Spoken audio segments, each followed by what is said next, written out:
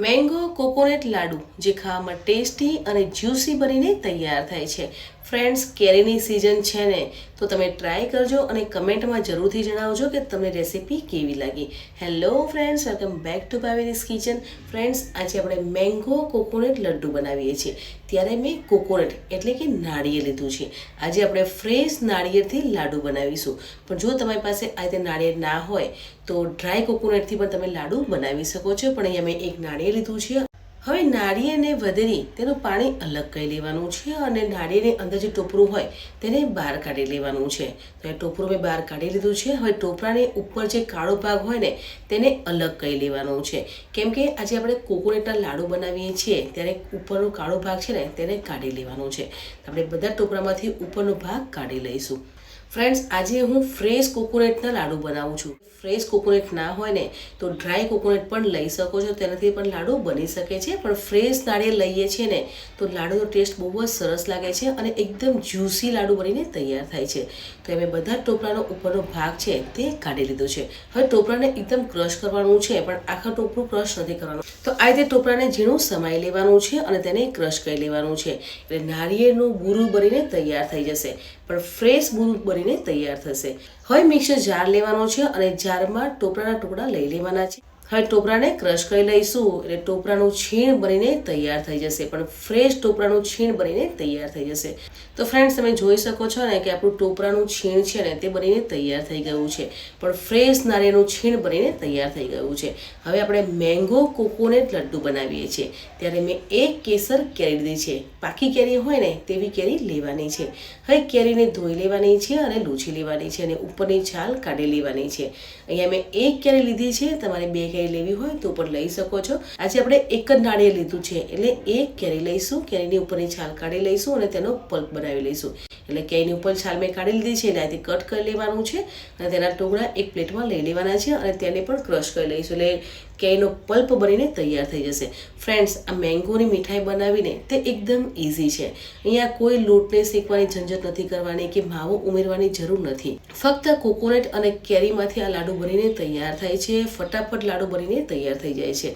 વધારે મહેનત કરવાની પણ જરૂર નથી. એવા ફટાફટ લાડુ બનીને તૈયાર થઈ જાય છે. અહીંયા એક કેરી મેં સમારી દી છે, તેને મિક્સર જારમાં લઈ લેવાની છે અને તેને પીસી લઈશું. એટલે અહીંયા કેરીને મેં ક્રશ કરી દી છે. હવે આપણે 2 ચમચી ડ્રાય કોકોનટ ઉમેરવાનું છે અને તેને પણ ક્રશ કરી લઈશું. થીક પલ્પ બનીને તૈયાર થઈ જશે. અહીંયા મેં ક્રશ કરી લીધું છે. તમે જોઈ શકો છો કે થોડું થીક થયું છે, કેમ કે આજે આપણે લાડુ બનાવીએ છીએ એટલે બાઇન્ડિંગ માટે મેં ડ્રાય કોકોનટ ઉમેર્યું છે. પલ્પને એક પ્લેટમાં લઈ લેવાનો છે.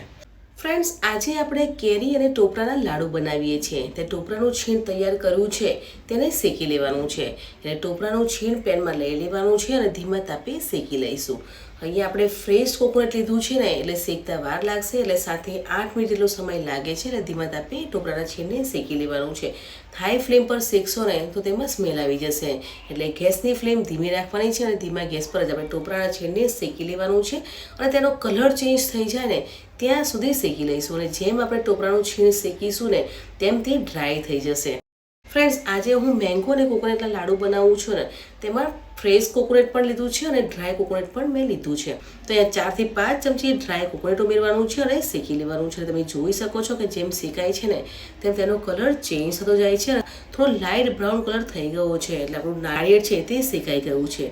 હવે જે કેરીનો પલ્પ તૈયાર કરી રાખ્યો હતો ને તેને પેનમાં ઉમેરી લેવાનો છે અને સાઈડથી મિક્સ કરી લઈશું. જે આપણે કેરીના લાડુ બનાવીએ છીએ ને તે એકદમ સિમ્પલ અને ફટાફટ બનીને તૈયાર થઈ જાય છે. ફક્ત 3 જ વસ્તુમાં લાડુ બનીને તૈયાર થઈ જાય છે.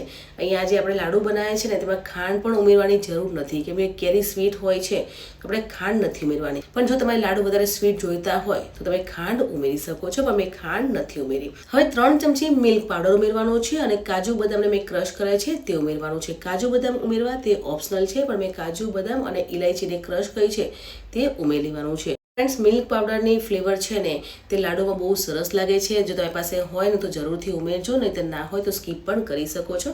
પણ મિલ્ક પાવડર ઉમેરીએ છીએ ને તો લાડુનો ટેસ્ટ બહુ જ સરસ આવે છે. હવે સાઈડથી મિક્સ કરી લેવાનું છે અને પેનથી અલગ થઈ જાય ને ત્યાં સુધી શેકી લેવાનું છે. આ રીતે આપણે શેકતા જઈશું ને તો તે પેનથી અલગ થઈ જશે અને જ્યાં સુધી આ પેનથી અલગ ના થાય ને ત્યાં સુધી શેકતા રહેવાનું છે. ત્યારે તો તે લાડુ બનશે ને. અને આજે આપણે લાડુ નથી બનાવતા, તમે મેંગોની મીઠાઈ પણ કહી શકો છો, પણ આપણે લાડુના શેપમાં બનાવીએ છીએ એટલે મેં લાડુ કીધા છે. પણ તમે મેંગોની મીઠાઈ પણ કહી શકો છો ને. તમારે જે તે કંઈ અલગ મીઠાઈ બનાવી હોય ને તે તમે બનાવી શકો છો. અને તમે જોઈ શકો છો કે પેનથી અલગ થઈ ગયું છે ને સરસ એવું શેકાઈ ગયું છે. તો ફ્રેન્ડ્સ, મિશ્રણને એક પ્લેટમાં લઈ લેવાનું છે અને ઠંડુ થવા દઈશું. અને ઠંડુ થઈ જાય ને પછી આપણે લાડુ બનાવીશું. એટલે આ રીતે થોડું સ્પ્રેડ કરી લઈશું ને તો ઠંડુ થઈ જશે. અને ઠંડુ થઈ જશે ને પછી આપણે લાડુ કે તમારે મીઠાઈ બનાવી હોય ને તે બનીને તૈયાર થઈ જશે. તો ફ્રેન્ડ્સ, આજે આપણે મેંગોના લાડુ બનાવીએ છીએ ને ત્યારે મિશ્રણ ઠંડુ થઈ ગયું છે. તો હવે સેમ સાઇઝના લાડુ બનાવી લઈશું.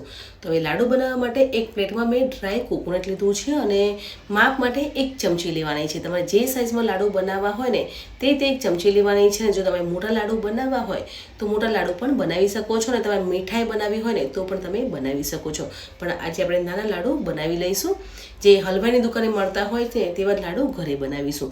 ફ્રેન્ડ્સ, કેરીની સિઝન છે ને તો તમે પણ આ લાડુ જરૂરથી ટ્રાય કરજો. ખાવામાં એકદમ ટેસ્ટી અને રસેલા લાડુ બનીને તૈયાર થાય છે. અને હા ફ્રેન્ડ્સ, તમને મારી રેસીપી કેવી લાગે છે અને તમે ટ્રાય કરો છો કે નહીં તે કમેન્ટમાં જરૂરથી જણાવજો. અને તમે મારી રેસીપી ક્યાંથી જુઓ છો તે પણ જણાવજો, એટલે મને પણ આઈડિયા આવે કે મારા વ્યુઅર્સ મારી રેસીપી ક્યાંથી જુએ છે. તો અહીંયા સેમ સાઇઝના લાડુ બનાવી લેવાના છે અને ડ્રાય કોકોનટથી કોટિંગ કરી લેવાના છે. તો અહીંયા મેંગો કોકોનટ લાડુ બનીને તૈયાર થઈ જશે. અહીંયા મેં નાના લાડુ બનાવ્યા છે, પણ તમારે મોટા લાડુ બનાવવા હોય તો પણ બનાવી શકો છો. અને જે હલવાની દુકાને મળતી હોય ને મીઠાઈ તે મીઠાઈ પણ બનાવી શકો છો. આજે હું લાડુ કહું છું પણ તમે મીઠાઈ પણ કહી શકો છો. તમે કોઈ પણ શેપમાં મીઠાઈ બનાવી શકો છો. તો અહીંયા કેરીની સિઝન છે ને તો તમે પણ આ રીતે મેંગો કોકોનટ લાડુ બનાવી શકો છો. ફ્રેન્ડ્સ, આજે આપણે મેંગો કોકોનટ લડ્ડુ એટલે કે કેરી ટોપરાના લાડુ બનાવ્યા છે. અને લાડુ બનાવવા એકદમ ઇઝી અને સરળ છે. ફક્ત 10 થી 15 મિનિટમાં લાડુ બનીને તૈયાર થઈ જાય છે. અહીંયા વધારે મહેનત કરવાની પણ જરૂર નથી કે બીજી કોઈ વસ્તુ ઉમેરવાની પણ જરૂર નથી. એકદમ ફટાફટ લાડુ બનીને તૈયાર થઈ જાય છે. તો તમને આજની રેસીપી કેવી લાગી કમેન્ટમાં જરૂરથી જણાવજો. મળીએ છીએ નવી રેસીપી સાથે. ત્યાં સુધી બાય બાય.